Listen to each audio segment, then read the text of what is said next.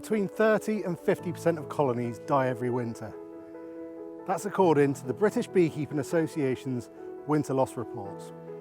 Every spring, thousands of beekeepers walk to their hives expecting to find thriving colonies. They lift the roof and they find silence. If you've ever experienced that, you'll know it's one of the most disappointing moments in beekeeping. For years, I believed that was simply a part of beekeeping. Winter losses were just something that every beekeeper had to accept. But what if they aren't? What if most of the losses could have been prevented long before winter even arrived? If we haven't met yet, I'm Charlie from Jurassic Bees.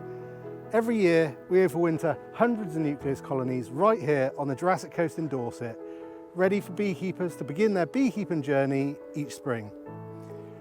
When we first started, we accepted those kinds of winter losses too.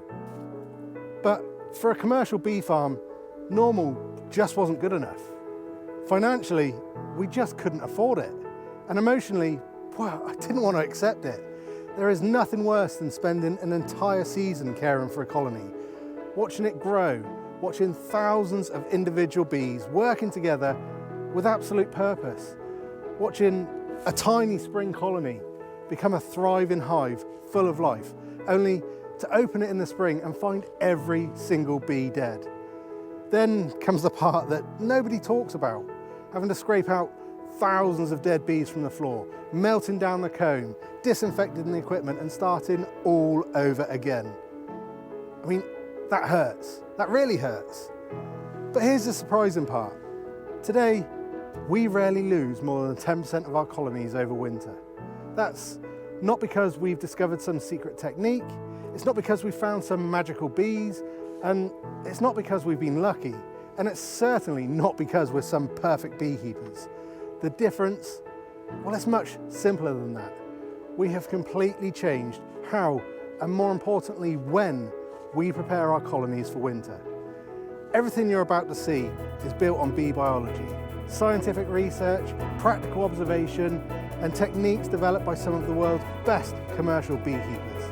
Because if you want to give your colonies the best possible chance to survive in winter, well, the work doesn't begin in the winter. It begins months before.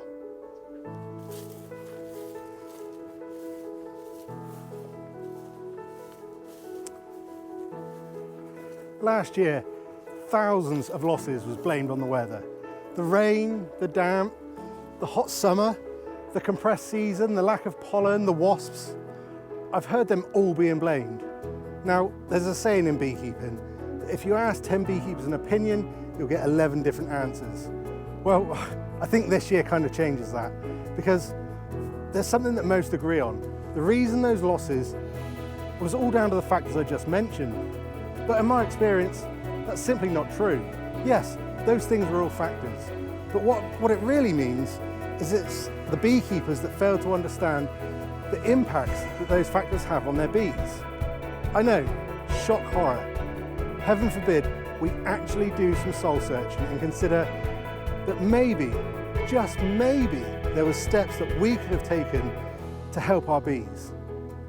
The cold and the damp was the single biggest factor that people blamed on last year's losses. People opened the hive in the spring, they found dead, damp colonies with mouldy frames and thought, aha, there you go, it was the damp that killed them. But that's simply not true. Yes, the hive was damp when they opened it in the spring. And yes, it's full of dead bees. But that's because it has no bees in it to maintain the warmth.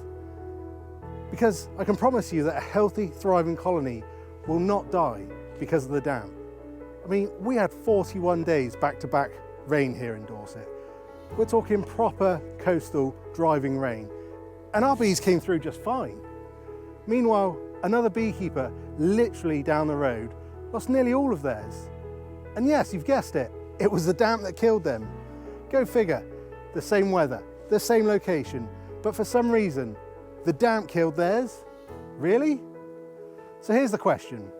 If the cold and the damp really did kill those colonies, then why is it that strong colonies just a few fields away can survive exactly the same weather?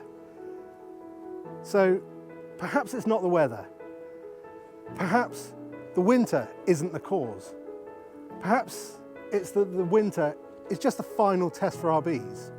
Because in my experience, colonies rarely fail because of things that happen in January. They fail because of the decisions that were made many, many months earlier, at the end of the summer. And if that's true, then most of the things that are taught about winter preparation changes. Because by the time the winter arrives, the outcome's already been decided. And so, if the winter isn't the real killer, then what is?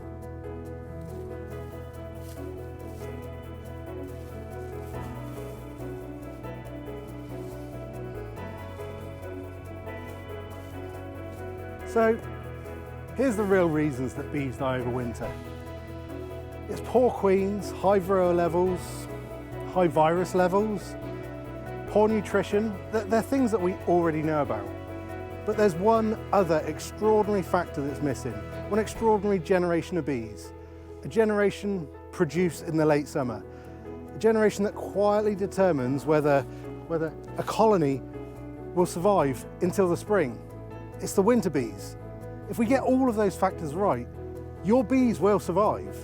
So from now on, every decision that we make, every inspection, every treatment, every frame of brood, every egg laid, do you know what, every bee emerging, it's ultimately shaping the chances of that colony making it through winter. Because once those winter bees emerge, well, the colony's future has already been decided. Now, at this point, you're probably wondering, if it isn't the weather, then what should I be doing? Well, the answer is surprisingly simple. Just give your bees what they need. So instead of simply teaching you what to do, I want to help you understand why to do it. Because once you understand that, well, the right decisions, they become so much easier. You can stop simply trying to copy what other people do and really start to understand what it is that your bees actually need.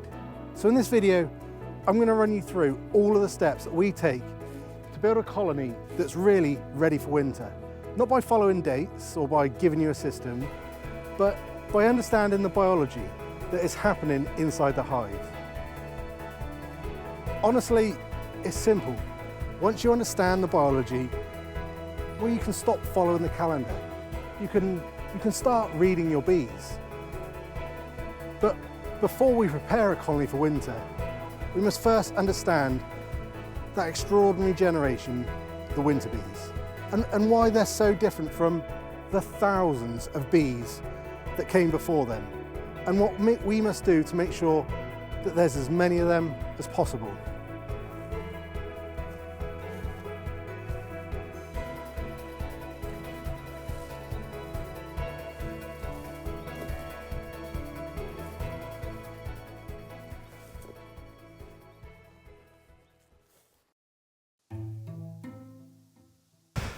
So, what is it that really determines whether a colony survives until the spring?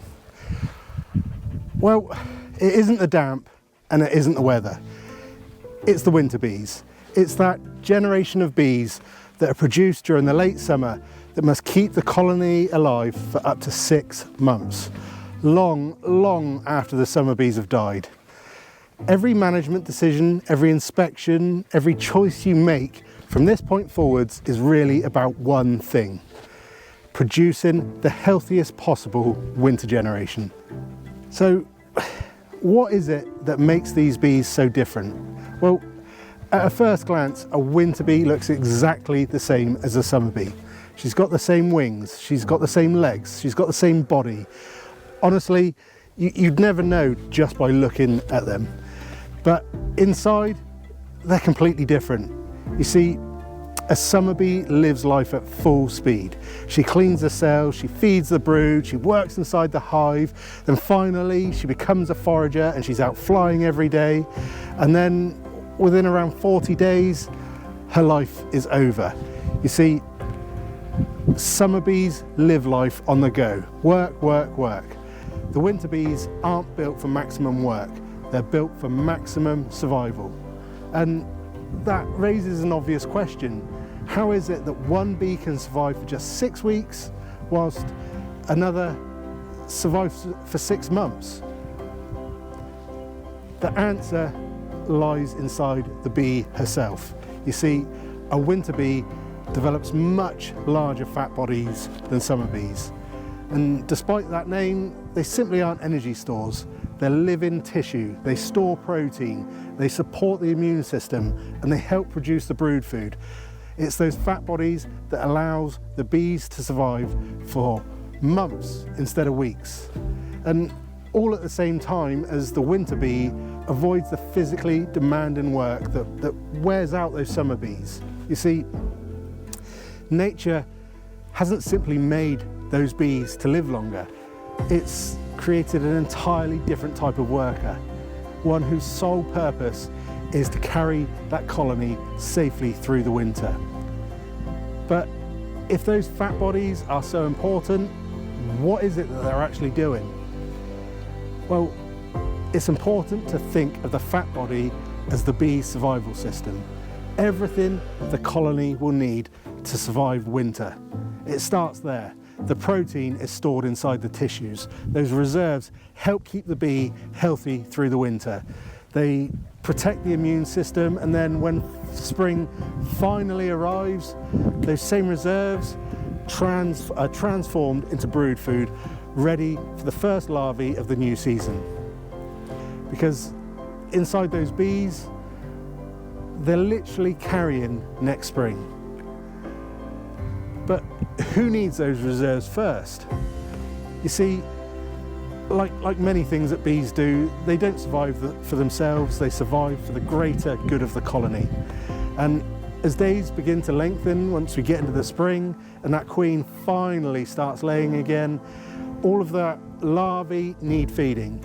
And at that point of the year, there aren't the nurse bees that usually do that feeding. Well, that's when the winter bees take over. All of their stored protein, all of their enlarged glands, all become the foundation of the next generation. You see, spring doesn't begin when the flowers appear. It's beginning now. It's beginning inside the winter bees, which perhaps leads to the most important question of all. When does this remarkable generation actually begin? You see, for us humans, we think that winter begins perhaps with the first frost. Well, the bees disagree. For them, winter begins while the summer is still around us. I mean, look at it now. As the nectar flow begins to slow and the day length starts to reduce, the colony quietly starts preparing for the winter months ahead. And the window for producing the winter generation, it's already opening. And frankly, once it closes, it can never be reopened. Once you understand that, everything changes. You can stop following the calendar and you can start reading the bees. So the next question becomes, well, how do we build a colony that's truly ready for winter?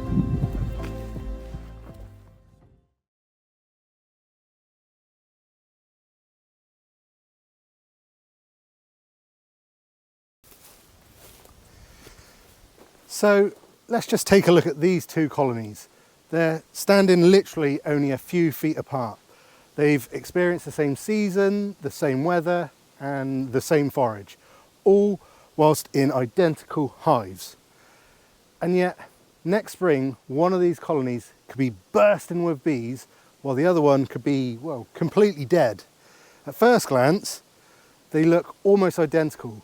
Most beekeepers would probably describe them as strong colonies. And that's exactly the trap. Winter survival is very rarely decided by what we can see.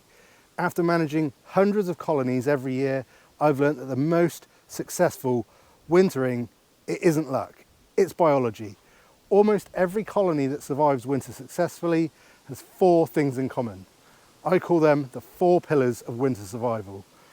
A healthy winter generation, enough winter bees, food they can actually reach, and a hive that protects them rather than creating unnecessary work.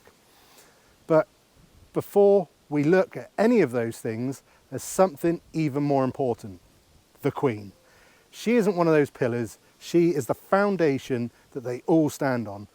Without the queen capable of producing enough healthy winter bees, the remaining pillars have nothing meaningful to support.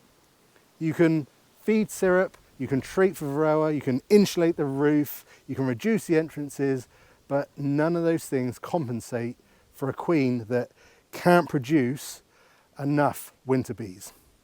So before I ask any other question, I ask one: can this queen still build the colony I need next spring? Because remember, we're not just preparing a colony for winter, we are preparing them for spring. The first pillar is a healthy winter generation of bees. Notice I didn't say just lots of winter bees. Quantity matters, but quality always comes first. A winter bee only gets one opportunity to develop properly. Once she emerges, she's the bee that she will always be for the rest of her life. You can't undo poor nutrition, you can't undo disease or development damage. Winter simply tests the bees that we've already produced. The process begins long before she even crawls out of her cell. She needs a productive queen laying healthy eggs, healthy nurse bees, feeding her excellent nutrition and low disease and Varroa pressure. Every stage of development matters. By the time she fully emerges, well, much of her future has already been decided. You see, healthy nurse bees raise healthier brood. Healthier brood becomes healthier winter bees. The second pillar is having enough winter bees. Now, that probably sounds obvious. Of course, more bees are better, but this is where I think many beekeepers get caught out. Towards the end of the summer, the colonies look fantastic. The supers have all been removed and the bees have all been compressed down into a single brood box. Suddenly, every frame looks absolutely covered with bees. The colony looks busy, they look strong, and they can look ready for winter. But here's the thing, appearances can be incredibly misleading because you're asking the wrong question. The question isn't how many bees do I have? The real question is, who are these bees? At this point in the season, the colony contains two very different generations. One is reaching the end of its life. The other is only just beginning. You see, the old summer bees that have spent the last few weeks foraging, feeding brood, maintaining the colony, well, they're simply going to die way before the spring, pretty much in the next few weeks. The future of this colony doesn't depend on those bees. It depends on the generation that is replacing them. That's why I never judge a colony by how busy it looks once those supers come off. I judge it by the population it's becoming. The flying bees that are flying around here at the moment, well, they'll be gone within a few weeks. And yet the brood which is emerging, well, they could be alive 6 months from now. The third pillar is food, but not simply lots of food. Food the colony can actually reach. Every winter I hear stories of colonies starving with frames of honey still inside the hive, often only a few inches away from the cluster. And people naturally ask, well, how is that even possible? And the answer is surprisingly simple. As the temperature begins to fall, the winter bees contract into a tight cluster, behaving almost like a single living organism. Together, they slowly move through the hive as they consume their stores, but they can only eat the food that they can reach without breaking that cluster apart. If moving on to another frame means exposing themselves to those freezing temperatures, they simply won't do it. A colony can therefore starve despite having enough honey inside the hive. It's not because there wasn't enough food, it's because it became impossible for them to reach safely. So I don't just think of how much food does the colony have, I think about whether that food will still be available when the colony needs it the most.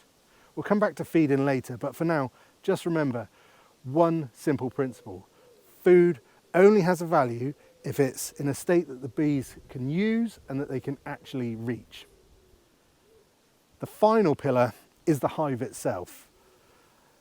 And I think it's one of the most misunderstood parts of winter preparation. So people often say that they're getting the hive ready for winter. I don't really think of it that way. I'm getting the hive ready for the winter bees. The hive doesn't need to keep the bees warm. Healthy bees do that perfectly well themselves. The hive's job is to protect the colony from unnecessary challenges like wind and rain and pests and unnecessary heat loss. Every extra demand that we place on these winter bees will cost them energy that they'll need months later, well into the spring, that they'll need to raise the first brood of the new season. Everything we do to the hive must make life easier for the winter bees, not because they aren't capable, but because every bit of energy that we save today can be invested where it really matters tomorrow, keeping the colony alive and rebuilding it when finally spring arrives. So let's come back to these two hives. They're standing only a few feet apart. They still look almost identical, but hopefully you aren't looking at them in the same way anymore, because once you start looking at colonies this way, you stop judging them by what they look like today. You start judging them by what they'll become next spring. And before we can strengthen any of those four pillars, we have to first remove everything that is standing in their way. So we've now looked at what a healthy winter colony actually needs. But here's a problem. Very few colonies are perfect. Every colony will have a weakness. And if we don't identify it now, then that weakness will almost certainly become the reason that the colony struggles as we go through winter. So before I start feeding, before I think about insulation, before I carry out any of the jobs associated with winter preparation, I want to know one thing. What is standing in this colony's way? Whenever I inspect a colony at this time of year, I ask myself 4 simple questions. The first is the queen. Is she present? And more importantly, can this queen still produce enough winter bees? The bees I'm going to be relying on from 6 months from now. A queen can still be laying and yet failing. Her brood pattern, it might be poor. She might be running out of sperm. You might see pepper pot brood. She may simply not have enough time left to build the population I need before the winter arrives. If I have any doubts at all, I'd much rather deal with that problem now than discover it in the spring. You see, it's not too late to replace a queen in August, but by September, time is really running out. Mated queens will all but be impossible to find. The second question is Varroa. Not how many mites I think there are, but actually how many I actually know there are. Varroa are incredibly good at hiding, and by the time you see the damage that they're causing, they've been affecting the colony for weeks before. Assumptions simply aren't good enough. I need the evidence, and for that we have to use an alcohol wash. It's the only reliable method of monitoring the amount of Varroa. That being said, when you have hundreds of colonies, measuring them all just isn't impossible. So instead, we just choose to go ahead and treat them. But if you aren't going to treat them, then you have to check the numbers before making that choice. The third question is whether the queen still has room to lay. At this point in the season, every brood cycle matters. Every frame of bees emerging has the potential to be a winter bee. So empty cells that the queen can use is another opportunity to strengthen the colony before winter arrives. And finally, I ask whether the colony has everything it needs to raise a healthy brood. Healthy nurse bees, good nutrition, low disease pressure, because we've learned already in the last chapter that winter bees are only as healthy as the conditions that they are developed in. The other mistake I often see people making is waiting too long. People think that winter preparation starts when we begin feeding. I don't. A worker bee takes around 21 days to develop. But before she was a pupa, she was a larvae, being fed by nurse bees. Those nurse bees also needed to develop under healthy conditions. Otherwise, they're simply spreading disease and illnesses around the larvae that they're feeding. So suddenly, you're not planning one brood cycle ahead. You're planning 2 or 3 cycles ahead. That's why successful beekeepers often seem to start preparing for winter much, much earlier than everyone else. We're not early, we're simply working backwards from the bees that we want to emerge. Because once a winter bee has emerged, well, her future has already been decided.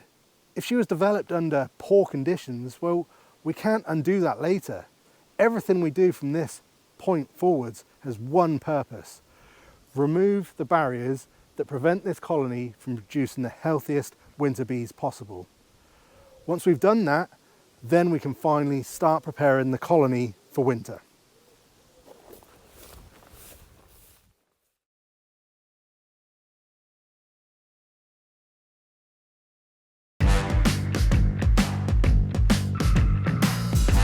So the bees don't own a calendar. I mean, they don't even know today's date. They don't know it's August. And yet somehow they know time's running out. They read the landscape, the last bramble flowers, they've begun to disappear. In fact, they've gone over weeks ago. Heather is already reaching its peak around here. Fields that were once green only a few weeks ago, well, they're harvested.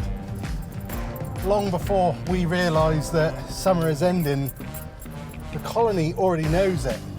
And while we're driving to the apiary, the colony's already changing. Every day the queen lays fewer and fewer eggs. Now, that's not because there's something wrong, it's exactly what evolution has programmed the colony to do. The problem is that bees just don't appear overnight. From the moment an egg is laid, it takes 21 days before she joins the colony. Every brood cycle that we lose now is one less generation available to carry that colony through winter. You can't stop the seasons, you can't slow it down. And every season is different. You can only stay ahead with it, you can only work with whatever the season is doing. For many beekeepers, harvesting honey marks the end of the season, but for me, it's just the beginning of the most important phase of the year. Because the moment we take those supers off, my focus changes entirely. I'm no longer trying to produce honey. We're trying to produce the healthiest possible winter generation. And it's a race against time, it literally is. We're taking them off that's the last week in July now. We're quite often taking them off in August, but this year it's dead early. And that presents some problems. There's no nectar coming in at the moment. And if we don't intervene, if we don't do something, that queen is just going to slow down her lay.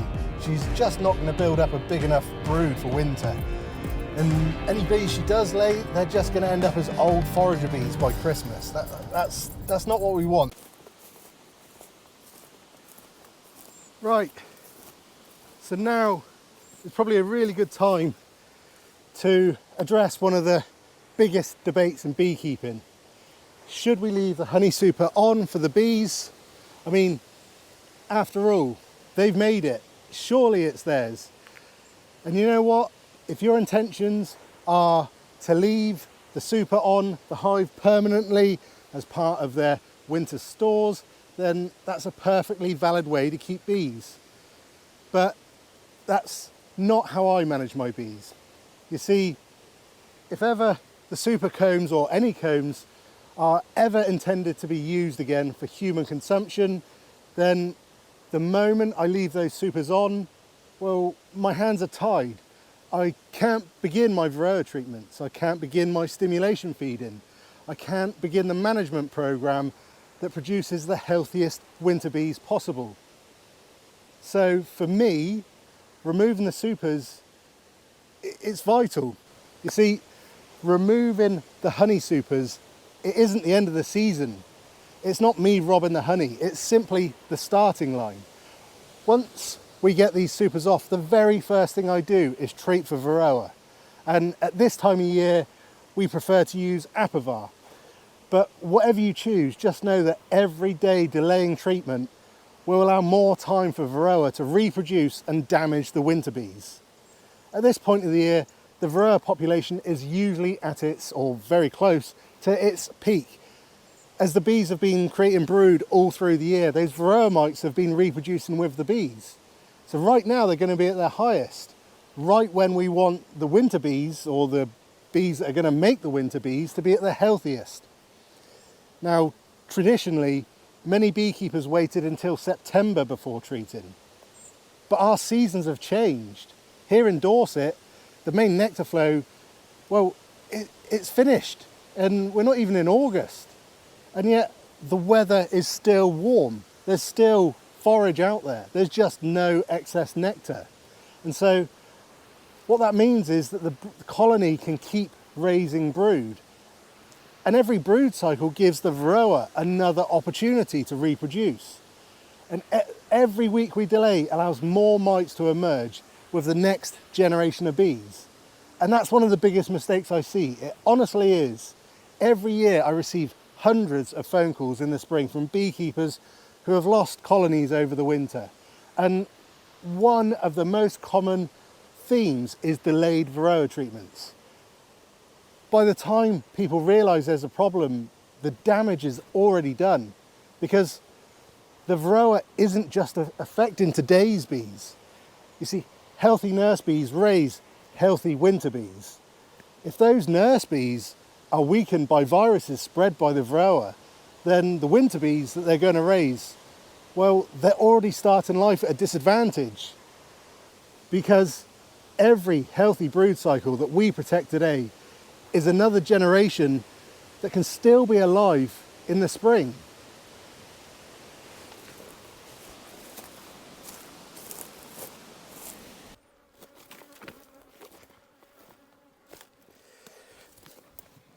So now that my supers are off, my attention really, well, it turns to the brood nest. You see, earlier in the season, well, the nectar was pouring in, the bees literally store it wherever they could. Now, normally that's up in the supers, but of course they fill up quickly, and once they're filled up, then naturally the brood nest, the bees, they start storing it inside the brood nest. Well, during a nectar flow, that's exactly what you expect a healthy colony to do. But the problem is that helped the colony just a few weeks ago, but really now it starts to work against it. You see, once that brood nest becomes honey bound, filled with honey, the queen simply runs out of places to lay. She may still be a perfectly healthy queen, but without empty comb, she's got nowhere to produce the next generation of bees. And remember, that's what we're trying to grow. Honey doesn't produce bees, the queen does. And at this stage, we're in August now, at this stage in the season, every brood cycle matters. Every egg laid over the next few weeks will be a winter bee, or it certainly will be a nurse bee that will grow a winter bee. So my job really as the beekeeper is to remove anything that is preventing her from doing exactly that. So I'll go through a brood box and I'll remove some of those heavy honey-bound frames. I'm certainly not stripping the colony of its food. The bees still need stores for their immediate needs. I mean, generally I like to leave 2 frames of stores, one either side of the brood nest, and usually a frame of pollen next to it and then a band of honey around the top. That gives those nurse bees the energy and the protein that they need to get building the winter bees, whilst really giving the queen the thing that she needs the most at this time of year, and that's space. Empty comb isn't just empty comb, it's opportunity.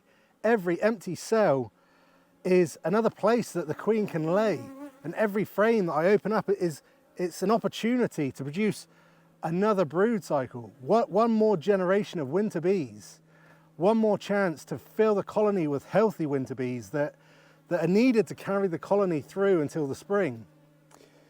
I'm exchanging a little bit of surplus honey today for thousands of healthy winter bees tomorrow. And if I had to choose between another frame of honey and a frame of winter bees, then it's the winter bees I would choose every single time. Because the race against time isn't won by filling the hive full of honey. It's won by filling it with healthy bees.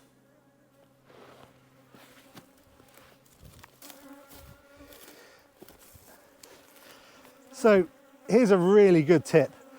Before I start feeding the colonies, there's one thing that I like to do, and it's one of the most simplest and brilliant techniques that I use all year. I call it the zero weight system. Every winter you'll hear of beekeepers talking about hefting a hive. That's simply lifting one side of the hive and estimating how much food is inside. Experienced beekeepers become incredibly good at doing this. After lifting hundreds of colonies day by day, you develop a feel for what heavy feels like and what light feels like. But if you're new to beekeeping, well, what does heavy actually feel like? What does light actually feel like? Without experience, you've only got to guess. So instead of waiting until the middle of winter to start learning, I create a reference point now. So this colony, it's in its winter preparation state. I've removed the supers, the Varroa treatments are on, I've gone through the brood nest, I've removed any honey-bound frames. And now I'll get to the point where I will weigh the colony with a simple set of luggage scales. Or I'll heft it by hand to get used to how it's feeling. This becomes its zero weight. I mean, obviously the hive isn't actually empty. It contains a brood box, it contains bees, it contains frames, the roof, and everything that belongs with it over winter is on it now. And by removing all of the excess honey, I know I've got 2 frames of honey still left inside there. Well, this becomes the zero weight. If the colony gets down to this weight in the winter, then it tells me roughly when I need to start feeding any emergency feed. Because once I get down to 2 frames of stores, I know that I'm getting down to that zero weight. And over the coming weeks, I can measure how much weight the colony gains. Then throughout winter, I can monitor that weight as the bees gradually consume their stores. I'm no longer guessing how much food they've got on board. I'm measuring. Every colony has a known starting point. Every colony has a known target weight. And every colony can be monitored as I go through the winter precisely. For me, it's far more reliable than simply hoping a hive still feels heavy enough. It also changes the way I think about winter feeding. You see, ideally, I want to finish in the autumn with enough stores to carry this colony through all the way through spring without needing emergency feeding. You see, beekeepers often feed fondant over winter. They think they're doing the best for their bees, but here's the thing, fondant is sugar, and bees don't eat sugar, they eat honey. It first needs to be converted from sugar into something they can actually use as feed. So every time that we feed fondant or sugar over winter, we're asking those winter bees to do work. They have to process that food. They have to move it around the hive. They have to consume protein and the amino acids that they've stored in their fat bodies that I would much rather they saved until spring. Because by the time the spring arrives, those winter bees, well, they're going to be nearly 6 months old. They've done an extraordinary job at keeping the colony alive, and they'll be reaching, frankly, the end of their life. The last thing I want in the spring is a brood box packed with fondant and stores because I've overfed them during the winter. I want that brood box to be open with empty cells as much as possible, giving the queen plenty of room to lay that generation of spring bees, which are going to catapult us into the next season.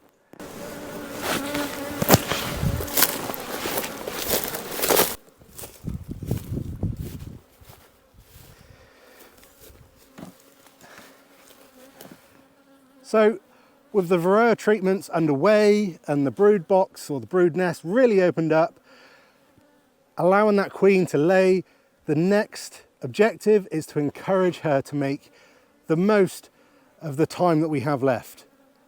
At this stage, I'm not trying to fill the hive with stores. I'm trying to buy more winter bees. And one of the ways I do that is by feeding thin syrup. This is probably one of the most misunderstood parts of autumn beekeeping. People often assume that we're feeding because the colony is starving or because we've taken too much honey, but that's simply not the case. Because if the colony has been managed correctly, it should have plenty of food for its immediate needs. The reason I'm feeding has very little to do with the amount of honey already inside the hive. It has everything to do with what the colony believes is happening outside. The queen doesn't simply respond to how much food is stored in the brood box. She responds to the conditions around her, the incoming nectar. During a natural nectar flow, foragers return to the hive carrying nectar all day long. House bees process it and the colony becomes a busy hive of activity. Everything tells the queen that the conditions are favourable for raising brood. But as soon as that incoming nectar stops, everything changes. The queen stops laying, the season is coming to an end, and the colony naturally begins to slow down. Have you ever noticed that during a dearth you can have a colony actually stacked full of supers, and you open the brood box up and you find that the queen has stopped laying? She's still there.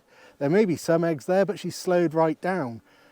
They don't really care what they've got stored upstairs. That's their winter stores. What bees care about is actually the income, how much nectar is incoming. By feeding thin syrup, I'm replacing just a small part of that missing nectar flow. I'm not trying to fool the bees or force them to do something unnatural. I'm simply extending the favourable conditions for just a little bit longer, long enough for the queen to produce one more round of brood before that opportunity disappears. For us, that usually means feeding thin syrup at a ratio of 1 kilogram of sugar to 1 litre of water. Now, more recently, we've been feeding even thinner than that, using 1 kilogram of sugar to 1.5 litres of water before we gradually increase the concentration as we move into autumn. Now, that approach has worked extremely well for us, but it does require really careful management. If you're new to beekeeping, I recommend just sticking with the 1-to-1 syrup. It's simple, reliable, and produces good results. So, one important thing to understand is that thin and thick syrup serve completely different purposes.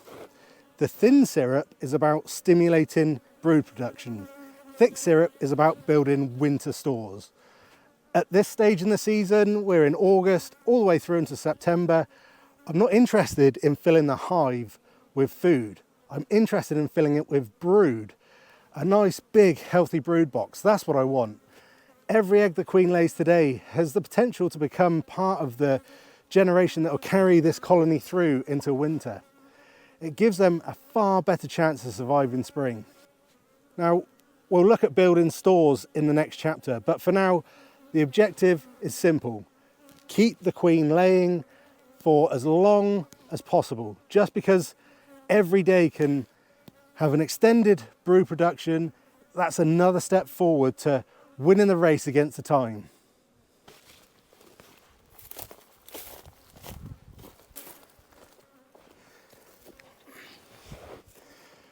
One common mistake I see being made at this point in the season is beekeepers giving the colony far too much syrup all at once. On the face of it, it seems like a sensible thing to do. If the bees need feeding, why not get the large feeder out, dump it all in and plug them full of honey? The problem is that the bees will do exactly what you'd expect them to do with it. They'll collect every drop as quickly as possible and start storing it. Before long, the brood box becomes completely filled with syrup, and the queen, she loses that valuable laying space. And without realising it, we've stopped the very brood production that we were trying to encourage. Remember, the objective at this stage isn't to build winter stores, it's to produce more winter bees. If the brood box becomes backfilled with syrup, we've simply replaced the honey that we've just removed with syrup. The queen will have nowhere left to lay, and we've lost all of those opportunities to produce the winter bees that the colony will depend on for the next 6 months. That's why at this time of year I feed little and often. You see, I want to imitate a continuous, gentle nectar flow, not a sudden glut of food, just enough to keep the colony thinking that conditions are still favourable, but not enough to encourage them to start storing large quantities. For us, that usually works out around half a litre of syrup each week, something along those sort of lines. Although the exact amount, it always varies depending on the strength of the colony, the weather, and whether there's any natural forage still available. In the perfect world, I don't want the syrup that I'm feeding ending up in the storage at all at this time of year. I want the bees to use it almost as quickly as it arrives, to feed larvae, to support the nurse bees, to fuel wax production, and to keep that queen laying. If small amounts end up being stored, that's perfectly fine, but that's not the objective. At this point in the season, the brood is far more valuable than stores. Everything that we're doing is working with the colony's natural biology rather than against it. We're not forcing the bees to behave unnaturally. We're simply replacing that steady trickle of nectar that the landscape is no longer providing. In doing so, we're giving the colony just enough encouragement to produce more healthy winter bees before that opportunity disappears. Because once that window closes, it never opens again until the next spring. Now, people often think that feeding is simply about giving bees sugar. It isn't. It's about understanding what the bees actually do with it. When the foragers return with nectar, they don't just pour it into a cell and walk away. House bees start processing it immediately. They add enzymes repeatedly as they pass it from one bee to another, and gradually they transform that food into what will eventually become honey. When they're doing that, they're adding enzymes each time, and one of those enzymes is invertase, which breaks down sucrose into simple sugars, glucose and fructose. Another is glucose oxidase, and glucose oxidase helps produce gluconic acid and tiny amounts of hydrogen peroxide. Now, that hydrogen peroxide is one of the colony's natural defense mechanisms. The bees actively distribute it around the brood nest, creating a clean, hygienic environment for the developing larvae. Imagine that, hydrogen peroxide literally stored around the brood nest. That's what they do. What's fascinating about this behaviour is it's more strongly expressed when the bees are processing thin liquids that resemble the natural nectar. After all, nectar itself is mostly water. It's one of the reasons I prefer feeding ordinary sugar syrup rather than ready-made invert syrup.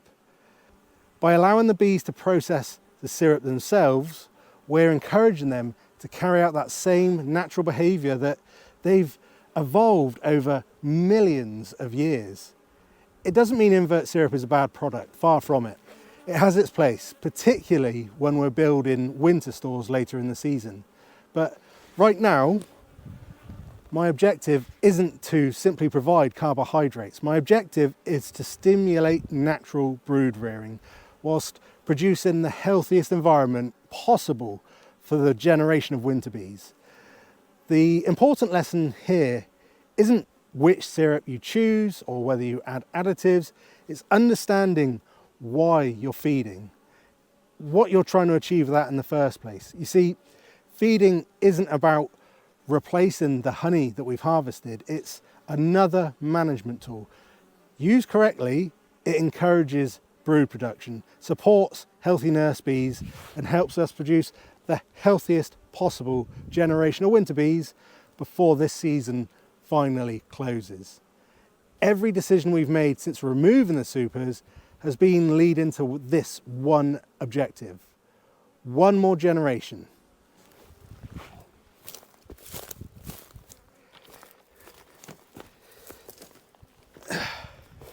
So everything we've done since removing the honey supers has all been working towards this one objective: not producing more honey, because that's what this chapter is really all about.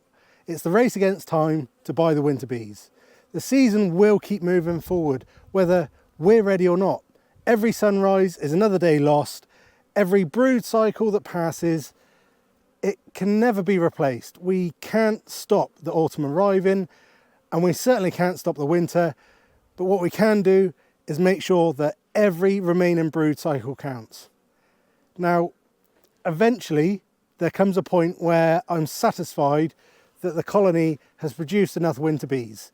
The brood frames will be full, the queen will have done her job, and the generation that must carry the colony through the next 6 months will finally be emerging. That's the moment when the race changes. Until now, everything we've done has been all about creating winter bees. And once we've finished this stage and we've got that brood nest big and full, the next phase will be about protecting those winter bees. The queen, by the time we get into October, will naturally begin to slow down. Brood production will gradually come to an end, and the colony will focus its shift away from the expansion that we're generating now towards survival. And that's when ours will too. Because these bees only get one chance.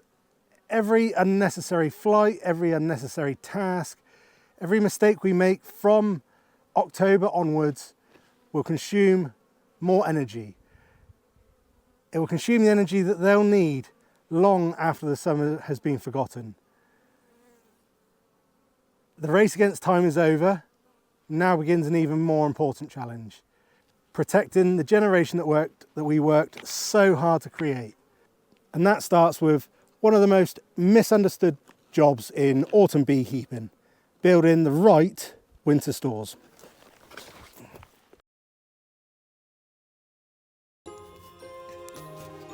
And that's where we're going to leave the bees for now.